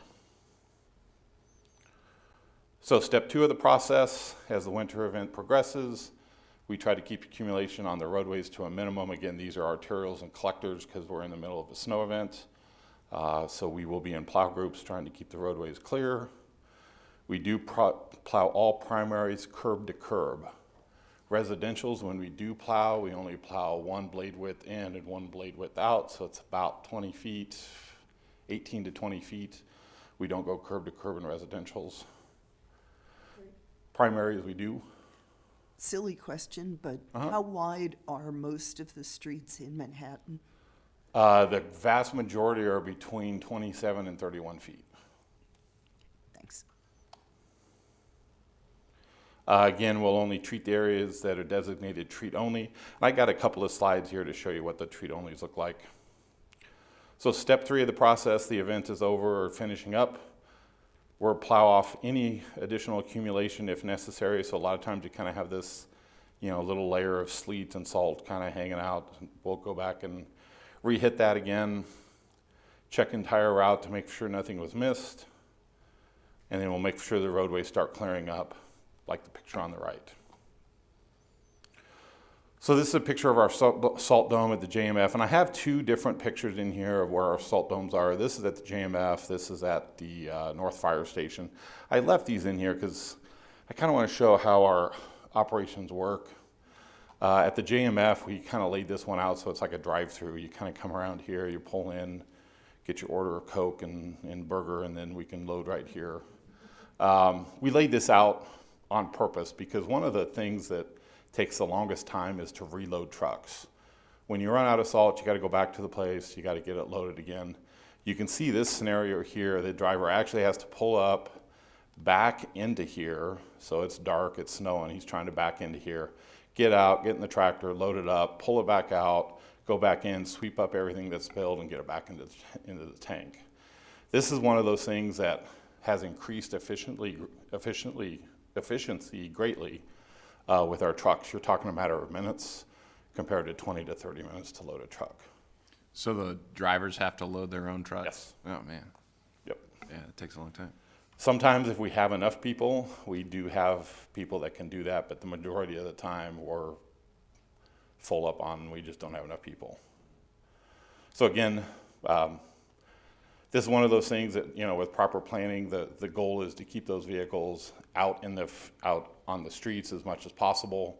And if you figure you're filling a truck, it takes you 30 minutes, takes you another 30 minutes to get back to your site. You just wasted an hour of a 10-hour shift. So anything you can do to keep that truck on site and on the roads is certainly a big help. It's not something you can show in a line item as a savings for our costs, but it's just increasing efficiency. This one here actually will have to move, and we're in some talks with Kansas State University as well as a few local businesses about possibly getting an area to put these tanks and these salt domes in another location. We'll be back before the commission probably next year to talk about that some more. One thing we have new this year, so we have a door knocker system that we're going to use for, I'm going to say when we hit mailboxes, because it does happen. It happens with about every snow event. We typically in the past have gone up to the door, knocked on the door, told the resident, hey, we got your mailbox. Call the city in the morning, we'll get you the information you need to make out a claim. We're actually going to go to a door knocker system now, so we don't have to bother people in the middle of the night if we're plowing at 2 in the morning or if they're at work that day. So if we do, or when we do hit a mailbox, we will take this door hanger, we'll put it on the front door. It's got the information, date and time, vehicle number, vehicle or type of damage. It's a rip-off system, so we can tear this off, give this to the supervisor at the end of the shift, so the supervisor has a copy of the report, the homeowner has a copy of the report. Hopefully those two come together quickly and we can get a report to our claims adjusters. On the back of the notice, we're going to have a query code, so you can go ahead and take your phone, log right onto the claim system, fill out the claim, and submit it. So hopefully we've made that a little bit more efficient and a little bit easier for the homeowners to make those claims. We train and train and train. We really try really hard not to get mailboxes, but it happens when you're plowing lots and lots and lots of miles. Sooner or later, those things are going to happen. So again, we've got a tear-off system here. We can hang it on the cars or front doors, the damage, detachable portion, then we return to the supervisor for the claims process. This is actually something that Dan came up with a couple years ago, and we've been really happy with it. It's a new plow blade system. If you remember in the old days, these plow blades were all steel, tungsten steel. They're really hard. Really beat the heck out of our roadways. Dan, through his research and his team, found this company that makes this different blade system. It's like a hardened rubber system. Really increases the lifespan of our roadways, leads us to less potholes. It also is really good for the paint and markings on the roadways. It doesn't peel them up as bad. It's also a lot safer of a system. As we check the wear bar along the bottom of this system, we can see the wear bars here, and you can see how much of the wear has been placed on that cutter edge. It also helps the plow too, because when you hit something with the plow, then it doesn't blend the plow. It can break one of these pieces out, and they can be easily unbolted and put a new system in. They're a little bit more expensive than a typical plow blade, but we're seeing lifespans at 300% compared to what we used to see. So Dan and his team did a really great job of doing some research on this, and something we've implemented here over the last couple of years. So a couple of areas of special interest, Anderson Avenue by Lee School, of course, where it's head-to-head. We will be closing that during winter weather. I've got a slide later on to talk about that a little bit. Marlatte Avenue, with the roundabouts just opening, we're hoping that quite a bit of traffic will get off Marlatte and get back on TCB, but in the meantime, it is a major detour for roundabouts being used, so we're going to pay pretty close attention to that over the winter. Hudson Avenue is going to be under construction this winter, as well as the area of North Manhattan and Bluemont, the area where the bike lane is a treat only. Obviously, we can't plow up against that guardrail. And then Dennis and Kimball, just the size of that intersection. So what about downtown Aggieville? So pickup operations. This is our 1983 snowblower. It's something that we're really proud to own and have when it runs, which is not very often, but when it does run, we're really happy.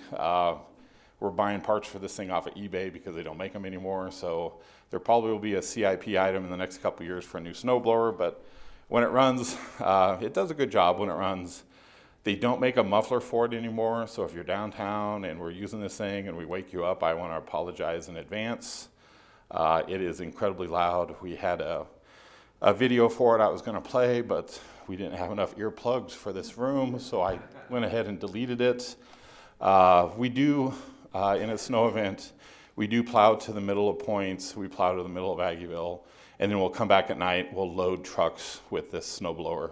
This snowblower has an engine of its own, it's self-propelled, runs itself. We just use the tractor to push it back and forth. So it's an oldie but a goodie.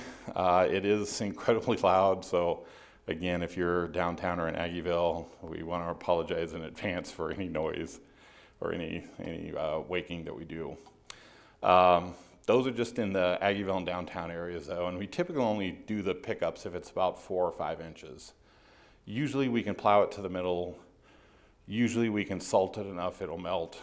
Not always. Kind of depends on the forecast, kind of depends on the time of the year, because you know, Aggieville downtown has the buildings, and if that shadow of that building, especially this time of year because the sun's so low on the horizon, if that shadow's over the street for a lot of hours of the day, it won't melt. So this time of year we typically would pick it up, but if you get a snow in March and the sun angle's a little bit higher and they're talking a little bit nicer weather, we'll salt it and try to get it to melt that way.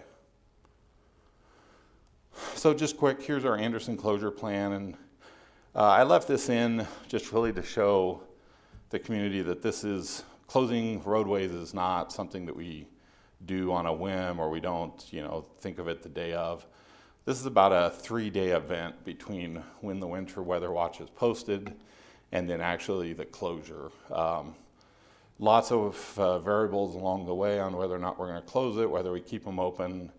But if we do get a winter weather event that's pretty significant, we are going to close Anderson. We typically get folks stuck on that hill as you come up from Connecticut to the Younger Complex. And with it being head-to-head, we just can't take the chance of somebody getting stuck there. So we're going to go ahead and close it in those winter weather events. So with that, I will stand for questions. I do have our winter weather information page here, a link to it. Also got a link there so you can get on our website and see. We have about half of our traffic cameras are working. We had a pretty bad power outage about 6 months ago on them. We've got about half of them working again, so you can get on our webpage, see our traffic cameras. Those are static images. They're static pictures about every 15 minutes. But that helps you kind of get an idea what the roadways are like. And then last but not least, I do want to thank a couple of other departments that weren't in here, City Manager's Office for their direction and guidance on snow events, Lauren and Chelsea in their office for taking all the nasty phone calls that we did something wrong. They take a lot of heat rounds for us, so we appreciate that. City Attorney's Office, they gave us some great training a couple months ago on the CORA Act, Tort Claims Act, what we're responsible for when we hit stuff, how to fill out claims. They actually helped us with those door hangers, got those put together for us, so they did a great job on that, really helped us out. Human Resources also for helping us out on our claims and risk management. They do a lot of claim work for us, and that allows us to go out and get our jobs done.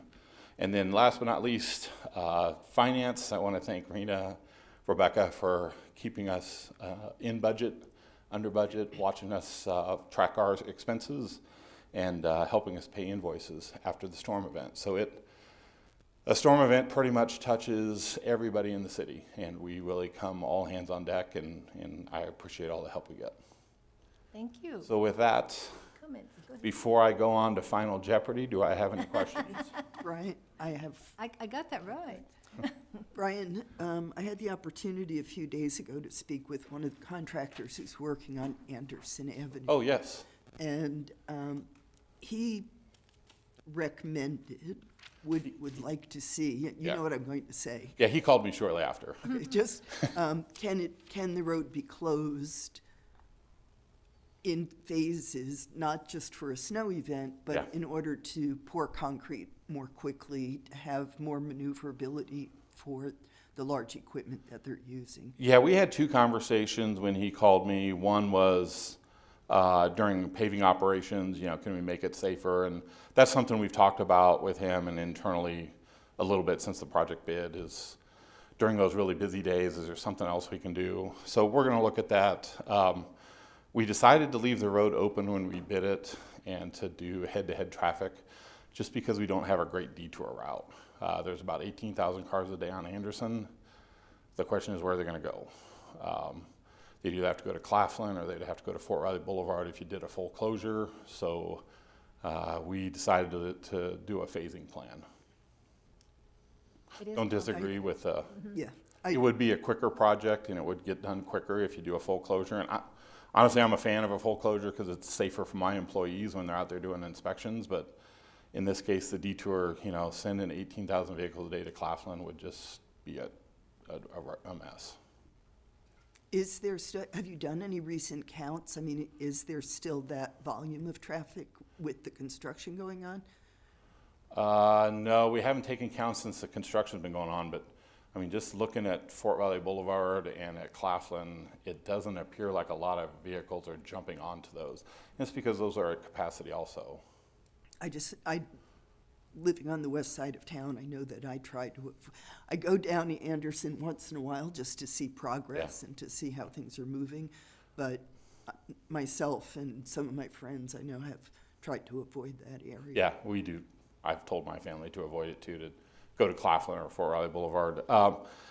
The first phase of this, of Anderson, is the hardest. It's got the most underground work. It's got the most storm sewer work, the most water main work. It's going to go the slowest because there's just a lot of things that happen underground that people don't see. You're at the bottom of the hill also, so all the water runs that way when it rains. As we get up towards the top of the hill, I think it'll go a little bit quicker, a little bit better. There's also just more room to work. There's less driveways. This first phase is going to be the most difficult. We have talked a little bit internally about maybe doing a summer closure, maybe closing it during the summer from May to August. And that's something we're going to explore a little bit in the next couple months. That could help, you know, get a lot of progress done in a short time. And obviously counts are way down during that time of year. Anderson is a huge collector arterial for Kansas State University and for the high school. Sure. And when those are in session, it just really overloads that system. All right. Thank you. I'm Thank glad you. that you're continuing to consider whether those are feasible options. Yeah, and he and I had a great conversation about it, and it's something we've looked at before because, again, you know, I'm a fan of a full closure. It's just a lot safer. It's just the detour in this case is just not a great detour. I think it's also not a clear, I mean, if you don't know Claflin, Fort Riley Boulevard doesn't seem to me to be a really obvious choice, but, you know, some people I can see wandering around on Ellen Lane, you know, I mean, you know.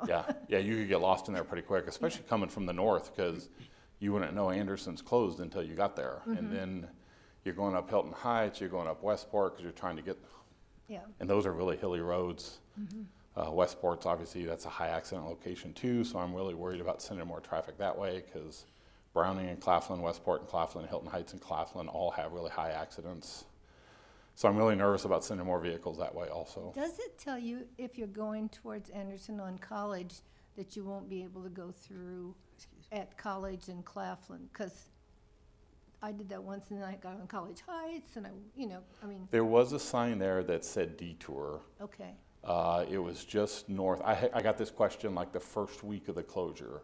And there was a detour sign just north of Claflin that said detour, and it sent you the east way. Okay. I don't know if it's still there. I can go look and see. Okay, I just, you know. May I ask one more question? Yes. So, Brian, this isn't related to the snow removal per se, but it is related to the cooperative agreements that you just mentioned. We had in our mail folder this week a complaint from a citizen about brush that was obscuring visibility on Marlatte. Yes. I'm sure you saw the same. Yes, I got the same phone call too. And it seems as if that person has received conflicting information from both the city and the county about who's responsible for taking care of that. Yeah, the property is actually in the county. The roadway is in the city. So it's, it's not clear. We are going to have a discussion about it tomorrow. We've got a group of us getting together tomorrow to talk about it, and we can get back with that property owner. But it's not clear cut. I might throw out here, I've been on Sunset by the high school recently several times. I'm sorry. And it's very difficult to see around the growth Yes. that's on the west side Yes. of the intersection. That's going to be another part of the discussion tomorrow because I've got those same complaints. Okay, thank you. Jamie, go ahead. Just more about the communication plan on the Yes. winter weather stuff. I know we don't have the utility billing software, but that will have the ability to send messages, won't it, Jared? Kind of. Spry Point is the new Thank you. I utility couldn't think billing of what it's called. software, and actually we had our kickoff first meeting today, so we're starting that implementation, and we're about a year away from that. But it will have the ability to start enhancing kind of our mass notification system, or even like subdivision neighborhood notification, and really fine tuning that message to a specific group. I mean, I know it can get overwhelming if people are getting notifications all of the time, and then that's when people stop paying attention to Yeah. them. But I think I'd encourage us to try to use that for situations like this. I think the city did a great job on social media during the major storm Thank last you. year on keeping things up to date and letting people know Jared. what to expect and what to not expect. So that communication plan, I think, keeping it and getting as much information out there. I know during the little bit of snow we got, there was, I think, some confusion or frustration around not knowing what was going to get plowed or if it gets plowed, and Okay. it wasn't a lot. Information was out there, I think. Okay, thank you. People were just reflecting poorly When we on it. developed this plan, we did meet with PIOs for basically every entity in the city. 383, K-State, RCPD, and our PIO is going to communicate the message out to them, and then they're going to communicate out to their group. We do have RCPD in, so they're going to use their system. Like if they have an accident, you get a ting on your cell phone, they're going to use their system for that also. Cool. So I was really, in fact, I was going to thank Director Pete for letting us use that system. Yeah, that's great. And then the only question I had, and I may be not understanding what it was fully, but at JMF, did they rebuild the salt spreaders? Is that what those were, and did those get rebuilt? So that isn't what these are, but yes, they did get rebuilt. So are those in use then? Yes. Okay. Yeah, you can see them up here just in the very They top looked corner. empty up there in the top corner. Like, it didn't look like anything was there. So then I was like, oh, maybe that Our didn't happen yet. Our errors are flown in February, so It's they were all before on that got trucks. done. Got it. Yep, they're all. It's a very laborious process to put those on a truck. So once they're on, they're on. We just don't take them off. Yeah. Peter? John? Actually, the one thing that I don't hear so much about you breaking mailboxes, but I hear a lot about burying mailboxes that are out there, that when the plow comes or someone will just get their mailbox clear and then they'll come back out and it's all stacked up, and then they get a notice from the post office about how Yeah, it's their I've got those responsibility too. Yeah. to get it. And it's like, well, I did, but then the city Yeah. came back. It's really one of them, besides people just general complain, why aren't they doing my street? It's Yeah. probably that. I don't know That- if you can that's another- avoid that, or, That's another reason why we only go 20 feet on the locals, because it gives us that 10 feet to push that snow before we get to the curb. But if you're on an arterial collector and your mailboxes, we plow curb to curb on those, and so those mailboxes are gonna get it. But on the locals, that's one of the reasons why we only do 20 feet wide. Road's 30 feet wide, it gives us 5 feet of pavement to put that snow between the curb and the drive lane. Okay. Is there any public comment on this? Wait a minute, before public comment, Okay. I got some Final Yes, Jeopardy yes, here. Jeopardy. And I went with the old school Alex Trebek. I really like that 80s shoulder pad look, the full head of hair. So I went with that look tonight. Final Jeopardy category is snow plows. Answer is 226 miles, 194 miles, or 192 miles. And I'm not going to sing the theme song, but you can sing it in your head. I do a lot of things, but singing is not one of them. The question is, how many miles did the top 3 snow plows drive during Winter Storm Bellamy? And here's all of our names. Mad Dog was third runner-up, drove 192 miles in 2 days during that storm event. Cumulus Removus, which was that's my favorite name. I like that Greek old school touch. Latin, yeah. 194 miles in those 2 days. And then Mr. Snowy was the big grand prize winner for 226 miles. So 100 miles a day in those vehicles. Yeah, it's not cheap. No, it wasn't. So with that, any questions, or I guess I'll get out of the way and the public can come and comment. Any public comment? Me again. Sure. Actually, I've got two questions. The first one is actually the snow removal. Last winter, I watched 2 snowplows come through 2 different days through the residential area with the blades up, not pushing anything.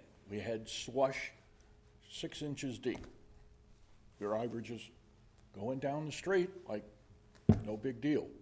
So we didn't get the 20-foot clearance in the middle of the street.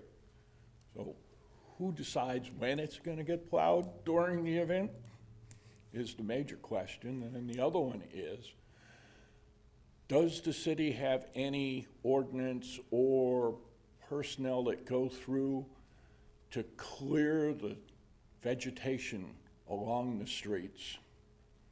Because, again, watch the snowplow going through, and because of the growth of the tree, snapping the branches off and them ended up in the street. Yeah, the homeowner's got to pick them up, but who should have been trimming them in the first place? Thank you. Brian? Thank you. And, sir, happy to have a discussion afterwards if you got a minute. So each plow has an area that it plows, and in order to get to the area that it plows, it has to drive through part of the city to get there, and when it's driving through there, it keeps its plow up. Because if we put our plow down when we left joint maintenance, McCall Road would look great. Vanesta would look horrible. That's why plows are up. They're going somewhere to get somewhere. The ordinance on the tree trimming, yes, we do have an ordinance. Yes, we're looking at it as part of the whole discussion about trimming trees back.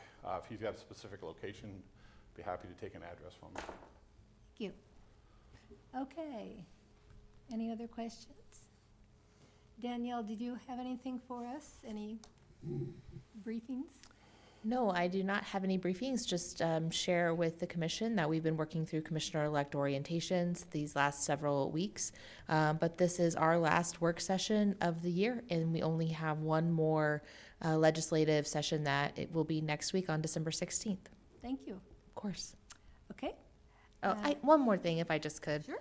I did have an opportunity to jump in a snowplow last year. Yeah, where? And ride around with Dan Tyson. And I just want to say, visiting with those crews, we do have the best employees who do get out of their homes at 2 o'clock, 3 o'clock in the morning and make sure that the roads are cleared. When you're out there at the JMF, and we also have lots of folks who bring cookies and other food for our public works crews, and so just appreciate the support that we get from the community, and just so grateful that we have such amazing employees who are dedicated and committed to making sure the streets are safe during the snowstorms. So I can imagine it's very tempting to call in that you have a slight cold or something when you want somebody at 4 in the morning to drive around in the sleet. even if you've Dan, how many days in a row did we work on that storm Blair, or Brian, if you have that answer? We were 2 weeks. Yeah, 2 weeks. And so working those 10, 12-hour shifts, and when you're bleary-eyed, and it is hard to get up the next morning. So just appreciate our people. We also starting in November, we actually put half of our crews on call. And that's really the big impact, because they can't leave, they can't get more than 50 miles from the city. And that is probably the number one complaint that I get from our snow crews, is just, not being able to go to Topeka on Saturday, or not being able to go to Salina on Saturday, watch my kids play basketball, watch my kids wrestling match. That's tough to hear, because, we all want a good life-family balance, work-family balance, and that's a tough one. So from about November to into March, every other week, half of the crews are on call to carry a pager. So they are very dedicated, and we certainly appreciate everything they do. We do too. And I would also add very creative in terms of the names you have listed here. Yeah. I was laughing out loud when I read the list initially. Yeah. We're working on real quick, we're working on a system to help track our plows as they go through the community. We've met with a couple of vendors. We're going to be back before the commission in January to talk about that. We've got one vendor that we really like. They supply AVL equipment for 40, 50 different cities in Kansas. So it's a pretty good system. It also helps us with our insurance because it has a video camera, so it can watch if something gets hit, if something doesn't get hit. It really helps that claim process also. So we'll be back before the commission in January to talk to you about it and give you a presentation on it. It's something we definitely want to look at. Brian, what's ADL? It's audio visual Location. location. Okay, Thank thank you. you. Yeah, I had the first one, It's a Dan got the group- second one. Yeah, thank you. Danielle jumped on the last one. Thank Okay. you. Brian, do you know, sorry, are there any of those cities, have they ever had complications with having their snow plows tracked? I just imagine like a whole line of cars because people are waiting for the snow No. plow to, You delay the feed about an hour, okay, so you're not seeing real time. good, okay, I was a little just concerned for safety And that's with all of exactly why that. you don't see real time, yes. Got it. Yep, the signals are all delayed. They delay in between like 15 minutes and 2 hours. We're thinking about an hour on a delay, which is long enough. Not only will it help with the public interface, but it also keeps track of how much snow we throw, how much diesel we used, how fast we were driving. It sends information to fleet department if we have a problem with the engine or the plow. So the fleet guy's already got a part out when that truck gets there. He doesn't have to diagnose. Again, it's about efficiency and how many hours can we keep that truck on the road. Sounds good. But we will see you next month. Okay, Thanks all. thank you. I would entertain a motion to adjourn. Move to adjourn December 9th City Commission work session. Second. All in favor, say aye. Aye.